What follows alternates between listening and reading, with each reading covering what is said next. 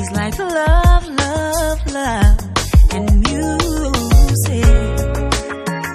La la la, love,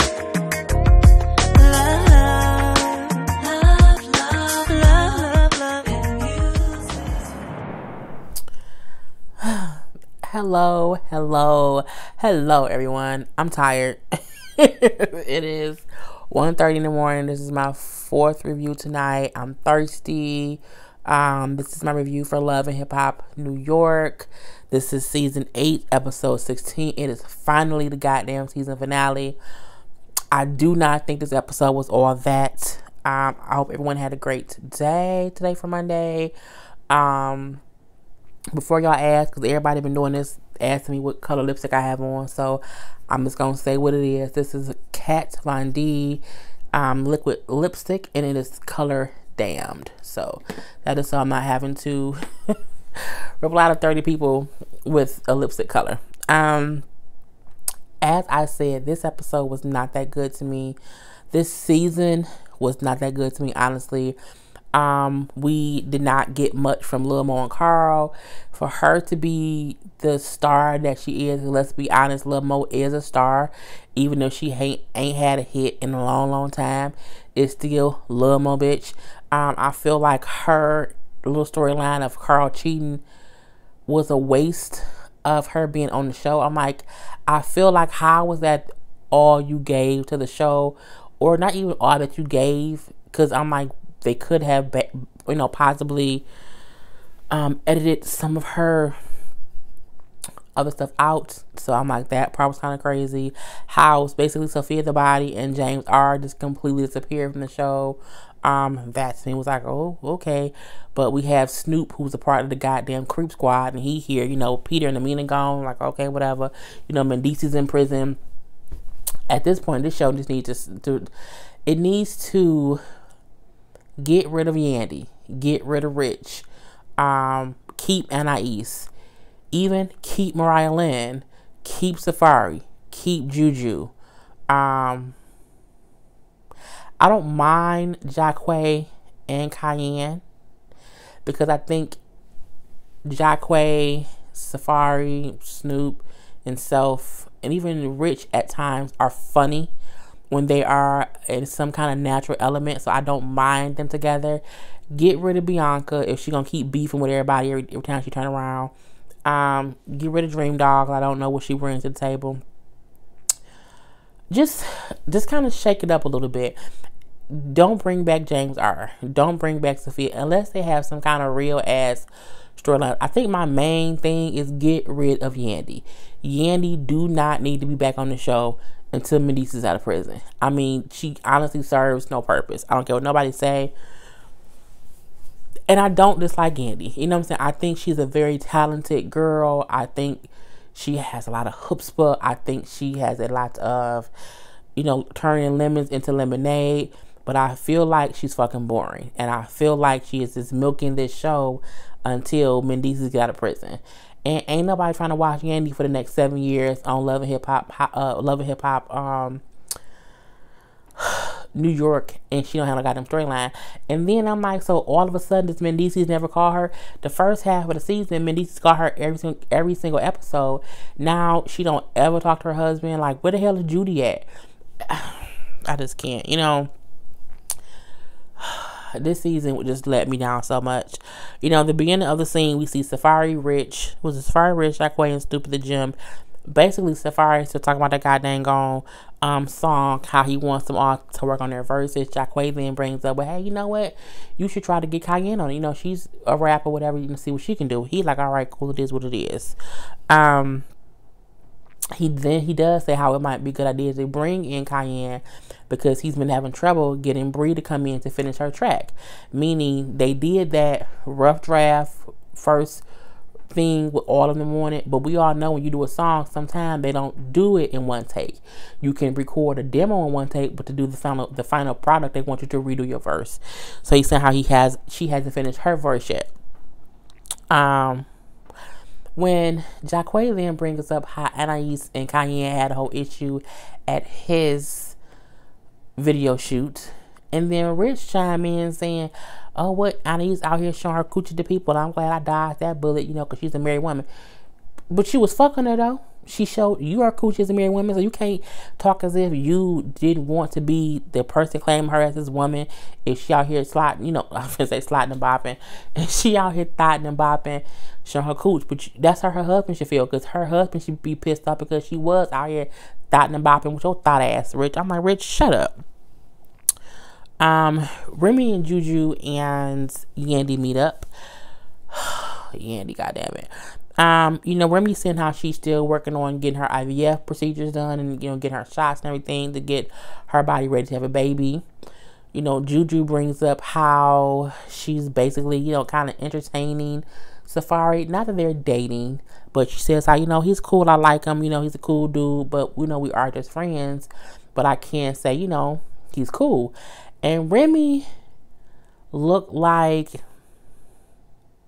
And my thing is, was she acting that way because he is Nicki Minaj's ex, or because, you know, it's something else? Now, we know he has a reputation with females, but I also feel like he was younger then, for one. And I do feel like maybe he realized just by seeing Juju, what kind of woman he wants and how he wants a real woman in his life to grow old with. We can really take... It's something about him and Juju that makes Safari seem different, and I'm all the way here for it. And I feel like Remy shouldn't be able to tell nobody what to do, because the man she was with stayed with her, you know, 7 winters and 6 summers. So my thing is, you can't tell anybody who they should stick with. You know what I'm saying? Because I'm pretty sure people told him to leave her the fuck alone, and he didn't.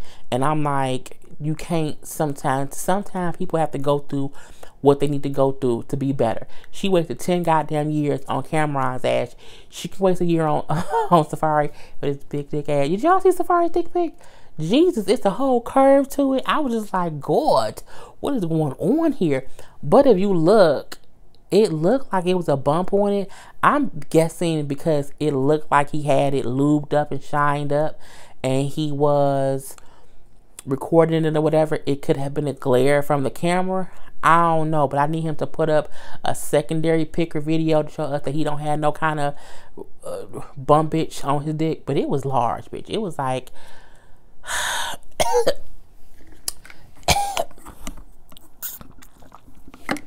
It makes you cough. Get caught in your throat. That was horrible. Anywho, from there... we see Yandy saying, oh yeah, you know, I've been hitting him up and he hasn't been returning my calls or whatever. So maybe you can tell him that we need to talk about the remix song. Now, we know that Safari and Juju met up last week, and he told her, like, you know, Yandy keep trying to kind of put her foot in the door, and I ain't really with it. So Juju say, you know, you need to just talk to him a little bit, you know, just give him a call and talk to him. Y'all can talk face to face. Because she's like, I don't want to be in the middle of it. I don't want to be the go-between between Yandy and Safari, because I'm not his girlfriend. I don't have anything to do with it. You know what I'm saying?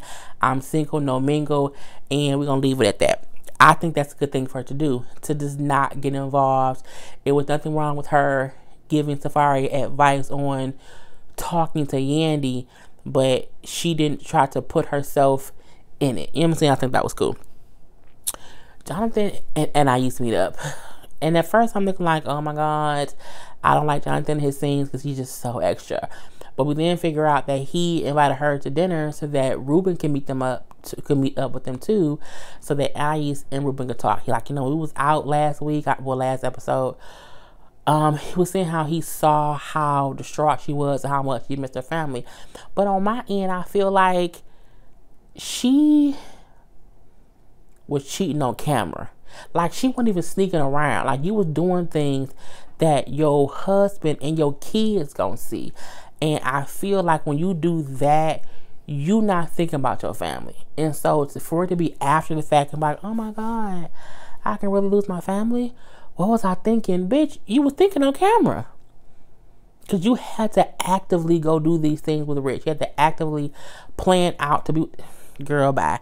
So Ruben gets there. He sits down. You know, Jonathan leaves.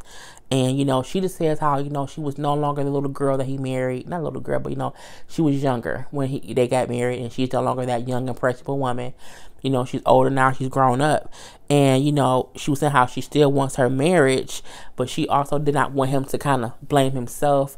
Don't blame her either, but to realize that they had marital issues. And the issues that they had, they just weren't in a good place. And she made some mistakes. And I'm like, bitch, please. You was out here fucking and sucking on Rich and saying that you were not happy in your marriage. You were getting a divorce. You told your own husband you can be out here in these streets getting dick from anybody and getting money from anybody, and you don't care how you want to go. You want to go, and she actively was cheating on her husband. Okay, she didn't cheat once. She was actively having a whole nother situation with a whole nother man on camera, bitch. I can't deal with it. You know, he then said, you know, after 13 years of marriage, 2 kids, what could you say to me to convince me to take you back? And, you know, she just says how, so that we can be a family. I want us to be a family. You know, I don't want us to break up over some stupid menial stuff. You know, can you please be my husband again? And I would, but he never, you stopped being his wife. It's just weird to me because it's as if she talking like they just had a fight. Like, oh, we had a little fight. We was mad at each other. No, you was out here fucking somebody else. Like, what? I just can't. You know, when Ruben like, you know, do you promise that you will never mess up again? It's like, I promise.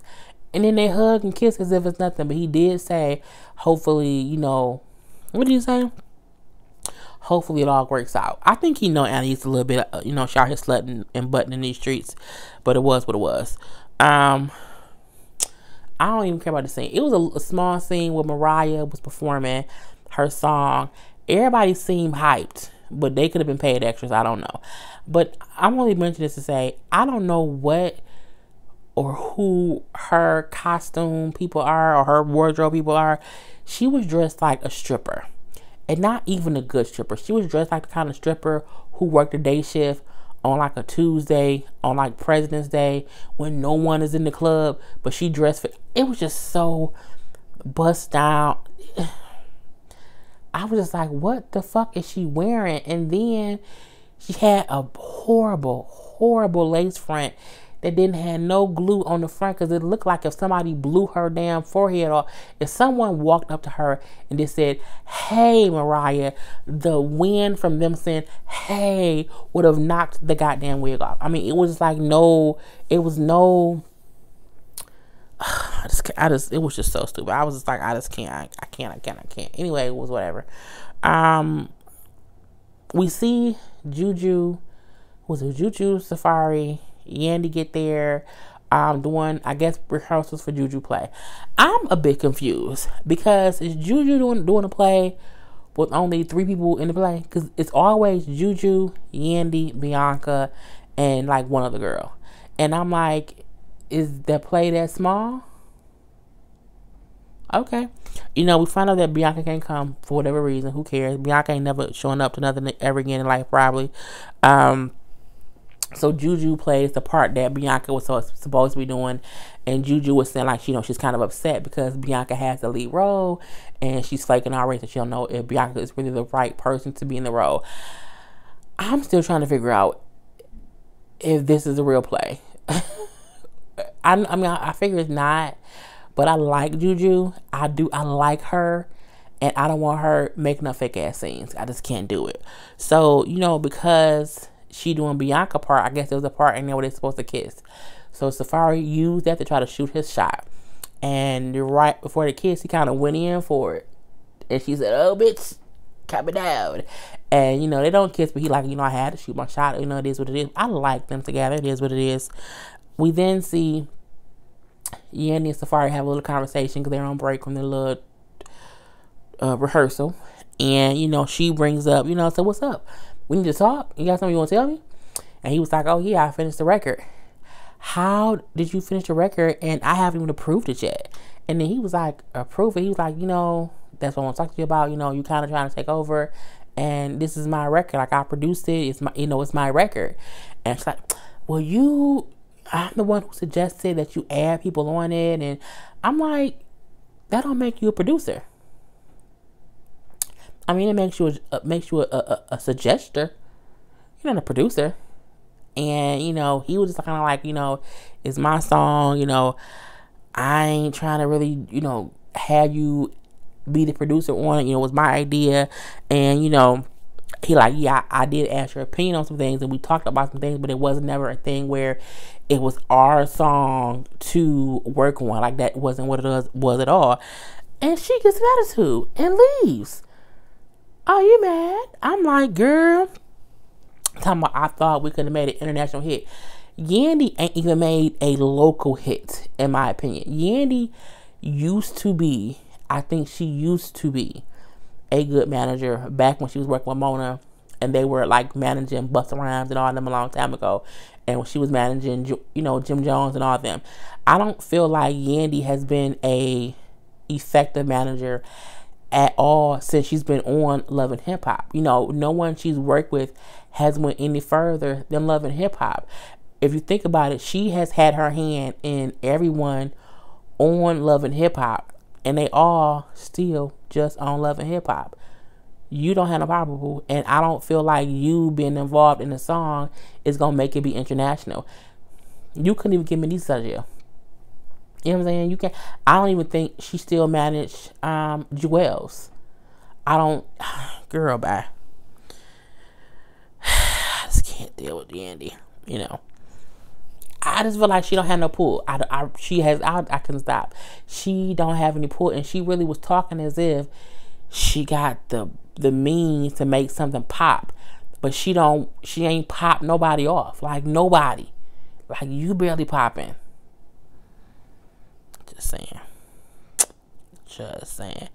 Remy has a listening party for her single Melon the Magic, which shows us how they probably added footage at the last minute because that song just recently came out. I don't understand why she wanted to climb a scaffold and talk to the people that high up in the air.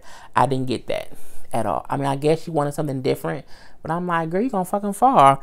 I like the song Melon and Magic with her and Chris Brown. I stream it on Tidal.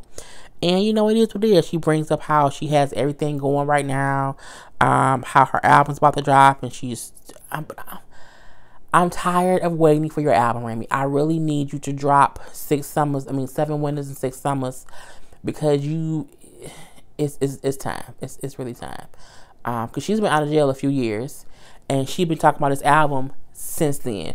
I mean, Gucci got out of jail and instantly had an album. He done had like 2 albums. I just need you to do a goddamn album, girl. Whatever. You know, at this whole listening party at the end of the episode, this is how boring the goddamn episode was too. Safari is having his little listening party or whatever, you know, and everybody there, and I show up with Ruben, bitch. I'm looking like, this bitch gonna bring her goddamn husband to a party where she know people who she fuck with gonna be there, but whatever.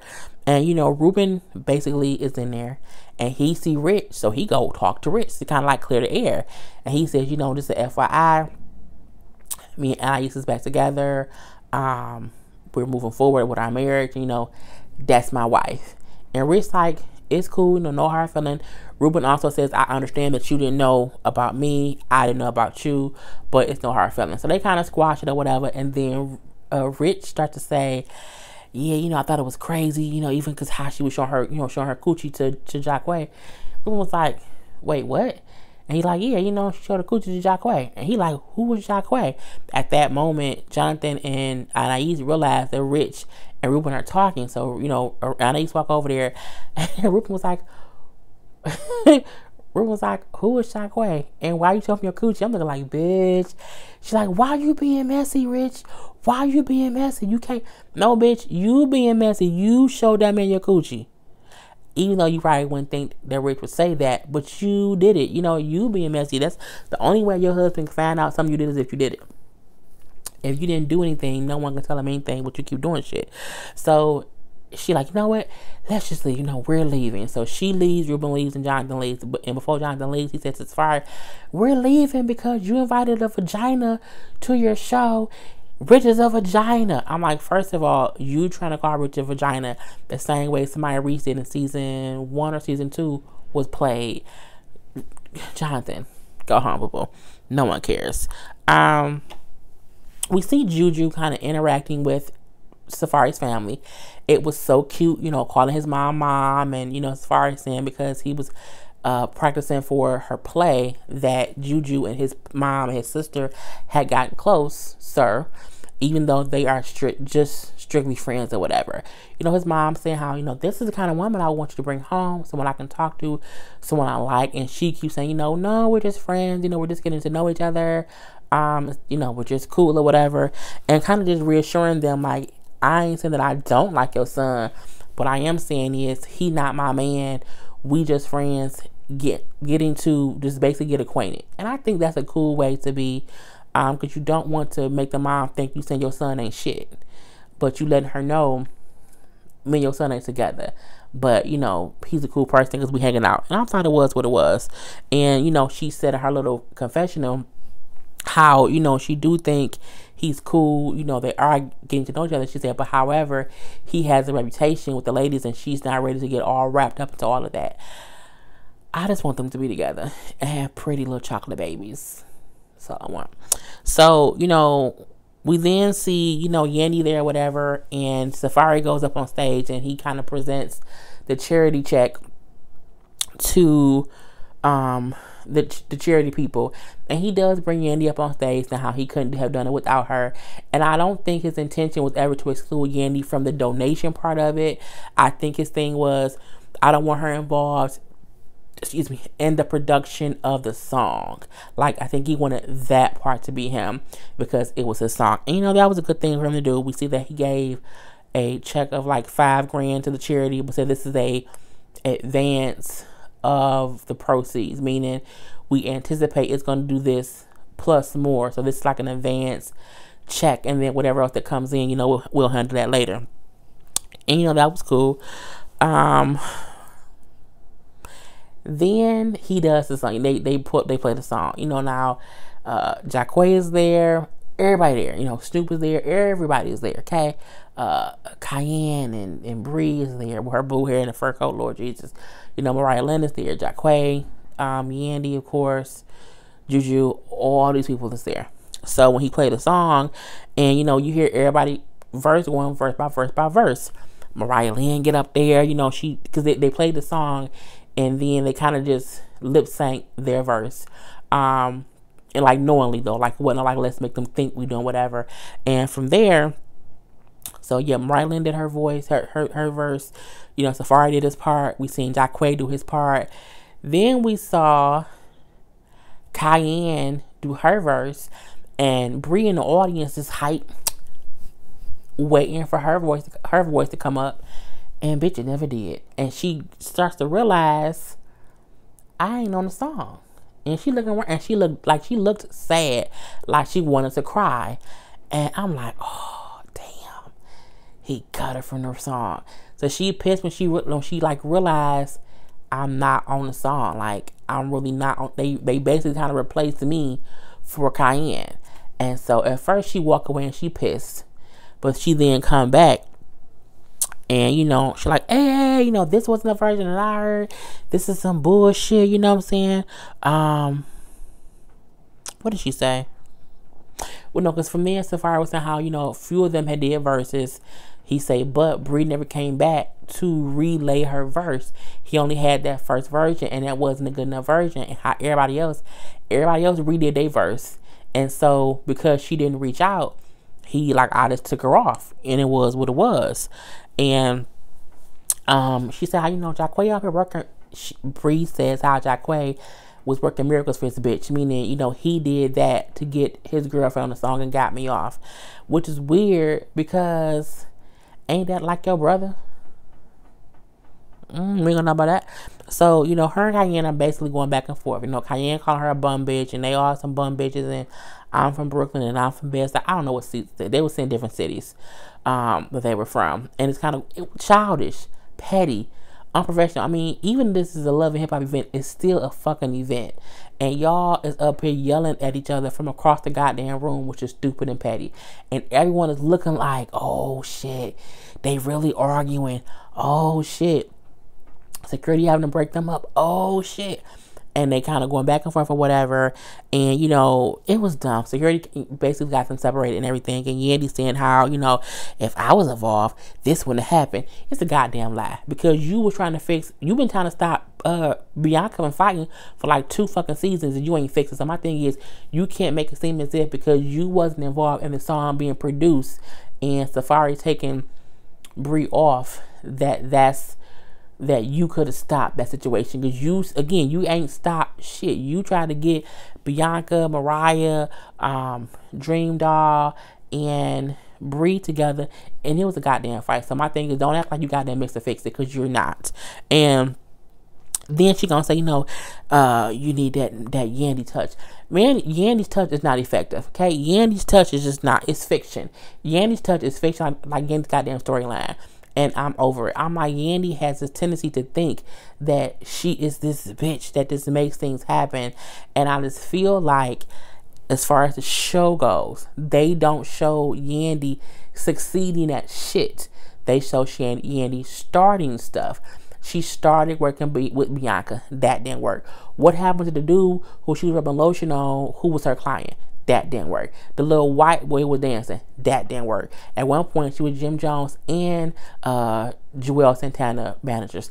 That shit didn't work. Hell, Medici's locked up. Judy gone somewhere. I think you had a whole record label management company with Rich. What happened to that shit?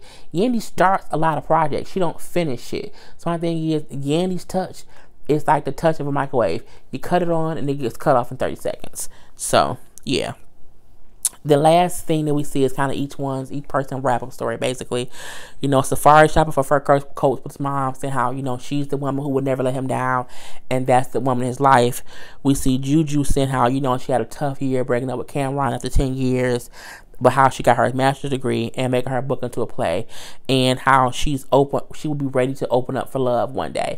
And then they show like her and Safari on that little small ass stage as if they did the play. So I'm like, was it a 2-person show? Okay. We see, you know, Mariah saying how she's here. Okay.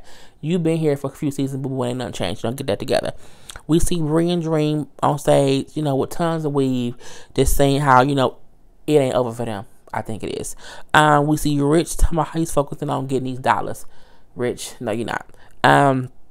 We see Anna saying how her family, her kids are her rock. But I'm like, you been pussy popping all episode, all season. You girl, bye. You been not only pussy popping, you been pussy popping and pussy exposing. Just saying. We see Jonathan in the car riding around saying, you know, I don't know what he's saying. I don't know the point of Jonathan early. I don't know.